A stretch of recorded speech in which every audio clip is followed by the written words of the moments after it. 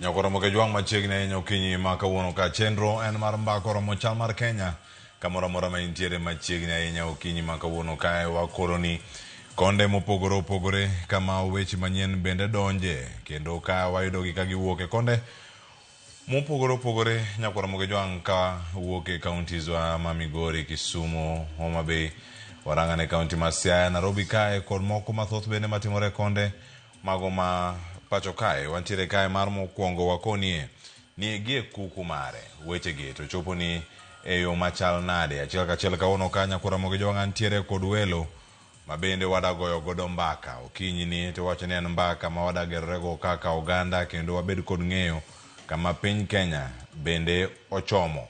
Kawuono nitie ka gi mbaka machal mar Kenya mabiro ni mokwongo sani kaachiel koda ka weche mamoko ma pod wabedo kae ka waluwo kae to bang'e ang' warango mbaka mano mara yepo mag sikunde ne tam mano mara adek en tam miwacho ni penj thothe e kinde ma penj thoth kendo nitie gik mathoth ahinya ma pod nitiere iye kiluwo tam mar adek dhi chalo nade.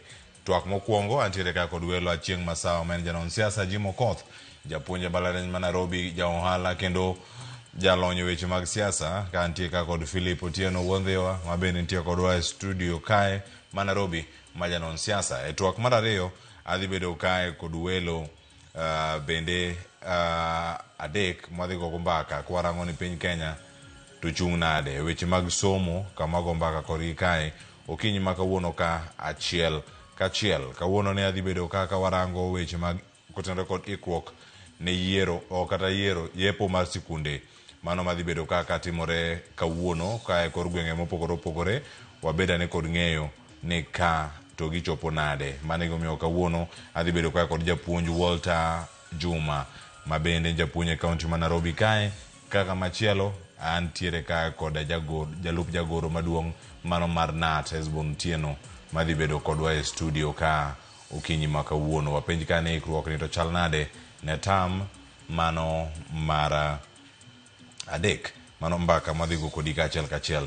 Mana bende mondo mi wakoni mapiyo ni to chal mar wach dhi bedo nade kawuono kama wagoyo mbaka kodi kotenore kod kama oganda bete.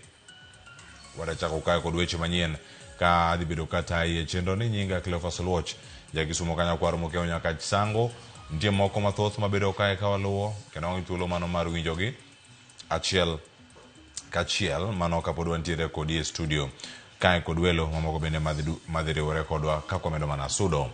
Wachako kanya Nyakoromo joge ni jatend piny Kenya William Ruto omedo seyo kweth maketo sirkal tesre mano ma wacho ni kwedo chenro mago mag dongruok ma sirkal timo ka gin giwegi gionge kod ng'eyo matut ewi chenro go. Ruto olose kaunti ma Taita Taveta kama bende okone josiasa mondo miyo usera magin tiere godo ne jopiny maoka otimo siasa mago maga kwede.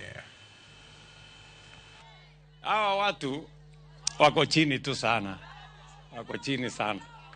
Na unajua hawa watu ni wakupangwa, hawa watu ni wakukodeshwa, hawa watu ni wakutumwa, hawa watu ni wakulipwa. Wameambiwa endeni tu mpinge ile kila kitu William Ruto anafanya. Enda pinga housing, enda pinga sijui, enda pinga SHA, enda pinga ile ingine, enda pinga ile ingine. Yule mwenye kuwatuma hajawaeleza mkipinga hiyo William Ruto anafanya yenu ni gani? You have no alternative. Kazi yenu ni kupinga. Alafu mnatafuta uongozi. Mnatafuta uongozi ya kupinga.